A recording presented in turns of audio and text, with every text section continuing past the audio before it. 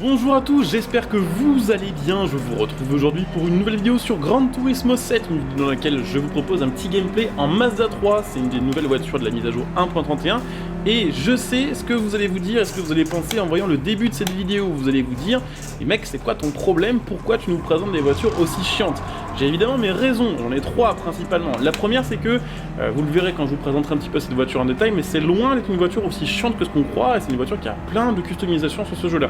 Deuxième raison, c'est une voiture, on va dire, typée un peu RP, un peu lambda, hein. C'est une caisse qu'on a vraiment des chances de voir en vrai sur nos routes. Et c'est quelque chose que je trouve très cool et qui a vraiment disparu des jeux modernes. C'est vrai que vous regardez une car list d'un Forza, d'un The Crew, d'un Need for Speed, c'est soit des voitures très chères, soit des voitures très performantes, soit des voitures très rares. Il n'y a pas vraiment de caisse, on va dire, comme ça, un peu lambda. Et c'est quelque chose qui a disparu des jeux, je trouvais ça très dommage, hein. On se rappellera des anciens Gran Turismo, justement, des anciens Need for Speed aussi, où on commençait avec des caisses qui étaient vraiment à la limite d'être vraiment des merdes. Et petit à petit, on grimpait, on passait par le stade des voitures un peu moyennes avant d'arriver aux voitures vraiment performantes. Et je sais pas, ça donnait vraiment un côté progression ultra cool au jeu d'un ancien temps. Voilà, malheureusement, un petit peu disparu maintenant. Et puis, troisième raison, ça me permet aussi de vous parler un petit peu de Mazda, puisque sur la plupart des jeux, on a des RX-7, des RX-8, des MX-5.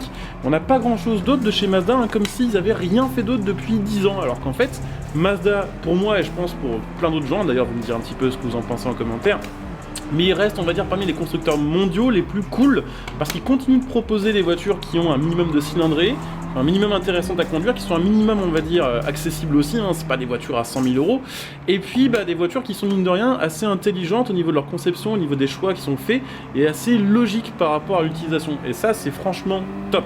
Alors, ce que je veux dire par là, c'est que, par exemple, alors ça, c'est évidemment un problème, ils proposent quand même pas mal de SUV chez Mazda, c'est vrai, ils proposent 6 ou 7 SUV différents, mais, par exemple, sur le dernier CX-60, si je dis pas de bêtises, contrairement à Volvo et à Renault qui proposent des 3 cylindres sur des voitures qui font 1,8 tonne ou des 4 cylindres TCE 1,3 litre sur le Arcana, hein, qui a vraiment un aéro de baleineau, au moins Mazda, quand il propose un SUV, il le propose avec un moteur 6 cylindres 3,3 litres diesel qui fait 260 chevaux, ce qui me paraît beaucoup plus cohérent lorsqu'on va rouler qu'un truc qui fait aux alentours des 2 tonnes, qui n'a pas un aéro de fou justement. Donc ça, c'est vraiment quelque chose que j'ai trouvé assez cool, même si je suis pas un gros fan de SUV. Il continue de vendre la MX-5 qui, évidemment, grâce à son poids, continue de niquer absolument toutes les lois anti-pollution, puisqu'elle est tellement légère qu'il n'y a pas besoin d'un gros moteur V12 pour pouvoir s'amuser. Et puis il y a cette petite voiture-là, donc la Mazda 3, qui est donc dispo sur ce jeu-là, et en vrai, bien sûr, en Atmo, déjà. Qui fait des Atmo aujourd'hui, c'est assez rare. Atmo 4 cylindres 2 litres, donc un minimum quand même de cylindrée aussi, hein. La plupart des constructeurs français par exemple nous proposent à la place du 1,3 litre ou du 1,6 litre. Donc 2 litres, 180 chevaux en Atmo, ça prend quasiment 7000 tours, ça fait aux alentours des 1400 kg, ça fait le 0 à 100 en 8 secondes et demie, ce qui est ultra correct et ultra suffisant pour n'importe quelle circonstance IRL. Ça prend 220 en vitesse de pointe, et puis ouais, après si on s'attaque vraiment à la partie IRL de cette voiture-là, c'est une caisse qui consomme 4 litres et demi au 100 en conso mixte. Autant vous dire que c'est ridicule. Donc ça c'est un truc qui est très très cool. Je trouve que Mazda, on peut leur reprocher certains trucs peut-être à certaines périodes, mais c'est vrai que je ne comprends pas pourquoi c'est une marque qui n'est pas plus mise en avant, parce qu'ils ont aussi la Mazda 6 qui est très très cool. On retrouve un peu sur Gran Turismo, il y a des voitures on va dire un peu plus random de chez Mazda comme ça, et c'est vrai que je trouve ça trop trop cool parfois. Mais en plus là on a une config quand même assez jolie, je vous montrerai ça après quand on sera au garage. Mais on a donc une voiture qui a un design plutôt cool, assez futuriste mais assez sobre quand même, donc on n'est pas non plus dans les extrêmes, c'est plutôt cool. Et puis ouais, petite feature sympa qui est modélisée sur le jeu, l'affichage tête haute, et puis c'est déjà pas mal en vrai. C'est une caisse qui est assez cool à conduire, qui peut vous permettre de vous faire un petit peu la main par exemple au volant, hein, sur Gran Turismo 7, de commencer à aussi utiliser vos voitures sans aide, puisque c'est une voiture qui va pas du tout être traître et qui va pas vous faire de coups de pute au dernier moment. Donc c'est littéralement, je trouve, une très très bonne voiture. En plus de ça, elle coûte que 30 000 crédits sur Gran Turismo 7, et 30 000 crédits, ça se fait vraiment giga vite, hein, pour avoir 30 000, vous faites une épreuve qui va durer 5 minutes et vous les avez, quoi. Donc c'est assez... une épreuve de carrière évidemment. Donc ça se fait très très bien. Donc voilà, c'est une caisse que je trouve plutôt sympathique. Alors je crois qu'ils nous ont mis la version de traction, par contre j'ai l'impression qu'en virage ça a tendance à aller un peu tout droit si j'accélère. Mais il y a aussi, si je dis pas de conneries, une version 4 roues motrices de la Mazda 3 IRL. Donc là je sais pas laquelle ils ont mis, il faudra vérifier via les indications sur le jeu. En tout cas voilà, voiture plutôt stylée, pas chère sur le jeu, plutôt cool en vrai, et puis un minimum RP, et ça je trouve que c'est vraiment cool. Donc c'est bien la version 4 roues motrices qui est présente sur ce jeu-là, donc ce qui est plutôt cool, ça va nous permettre de la gaver en puissance sans faire des tout droits tout le temps. Après ça, qu'elle souvient un peu, c'est ce que je disais au niveau de la conduite, mais c'est juste probablement parce que je connais pas bien la bagnole. Donc il y a quelques modifs, hein. Déjà petite carrosserie large qu'on va installer, alors ça va un petit peu nuire au poids de la voiture, mais ce sera mieux pour son aéro si on décide de la mettre, on va dire, assez haut en PP. Donc je vous montre un petit peu les customs, après on va l'améliorer, puis après on ira se faire une petite épreuve de carrière avec, histoire de tester un peu ça en conditions réelles. Voilà, peut-être bien un petit Tokyo Expressway ou quelque chose comme ça, on verra. Alors niveau pièces détachées, qu'est-ce qu'on a sur cette voiture-là? Voyons voir, pièces perso. Donc, je vous le disais, un petit peu de custom, avec donc le kit Gran Turismo qui va permettre d'avoir une voiture un peu plus agressive au niveau du design. Je vous le disais, c'est une voiture qui full stock et assez jolie, mais qui n'a pas grand chose, on va dire, pour montrer vraiment que c'est une version un peu sportive, un peu performante. 180 chevaux, c'est mine de rien pas dégueu du tout. Donc avec le petit aileron numéro 1 ou numéro 2. Je pense qu'on va mettre le numéro 1, hein. Il suffit le numéro 2. Ah, quoique. En vrai, il passe, hein, il est à peu près dans la forme de la voiture. Je sais pas, j'hésite un peu. Non, je pense que lui me plaira plus. Elle a un petit côté alpha, je trouve, cette voiture d'ailleurs en termes de design. C'est assez bizarre à expliquer. Mais elle me plaît vraiment bien. On va regarder les jantes aussi. Donc vous voyez avec le petit kit plus les jantes et la voiture légèrement rabaissée, tout de suite ça lui change de gueule, en sachant que là si vous voulez, la peinture c'est la 787B, donc c'est une peinture officielle Mazda, et c'est bon bah la peinture de la 787B du coup. Donc on va passer aux améliorations de la voiture, c'est là que probablement la voiture va être beaucoup moins RP, parce que je pense qu'on va avoir quand même pas mal de choix de pièces, donc je vais regarder un petit peu ce qu'on peut faire. C'est probable qu'on la max, parce que c'est quand même une japonaise, et que les japonaises avec des gros turbos c'est marrant. On va voir un petit peu ce que ça donne. Bon là ça devrait être quand même un peu plus vénère puisqu'on passe de 180 chevaux à 362, donc x2. Et puis de poids on passe de 1500 kg environ à 1100 kg, donc toujours avec les 4 roues motrices.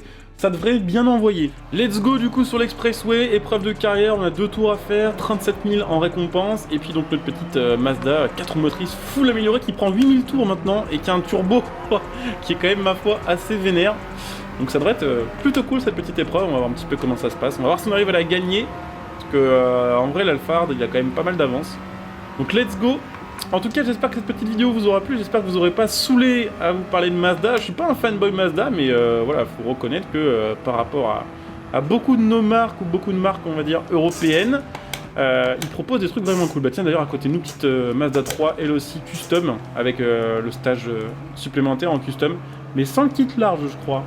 Et avec d'autres jantes. Donc elle rend bien aussi d'ailleurs en gris.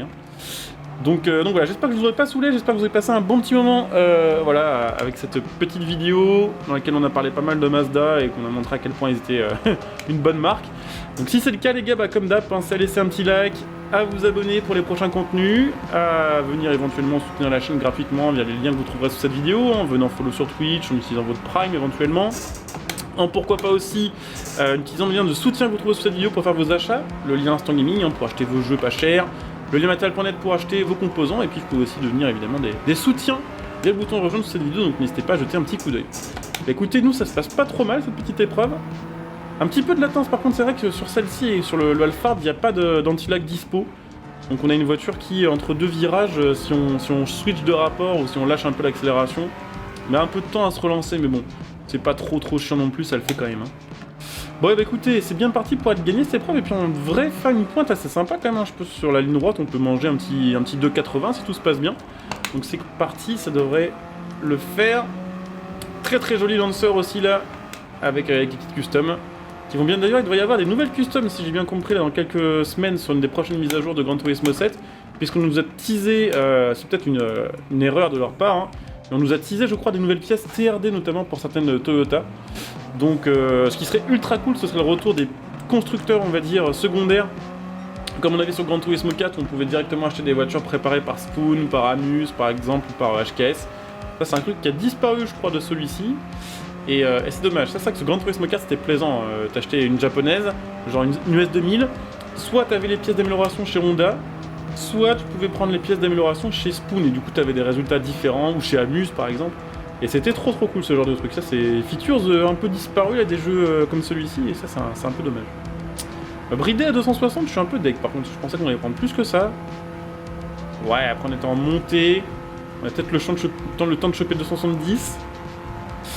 Mais elle doit pas prendre beaucoup plus que ça. Après c'est pareil, j'ai mis beaucoup d'appui et on a une boîte qui est pas réglée, donc voilà, potentiellement avec un petit réglage de boîte ça pourrait être optimisé un peu différemment. Mais ça marche, ma foi ça marche quand même super bien, ça tourne plutôt bien, ça freine plutôt bien.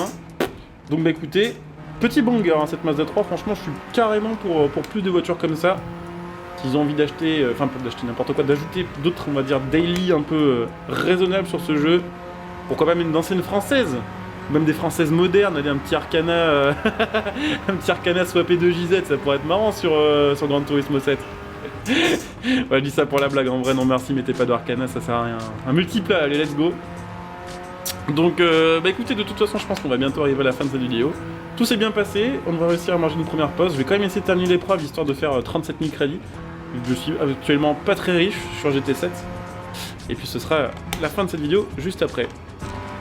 Oh, ça le fait bien hein. Alors après c'est un peu très que ça souvient un chouïa quand même, mais bon faut prendre le réflexe de laisser un fil de gaz à l'accélération, à la réaccélération et dans les virages pour que les roues avant fassent bien leur taf.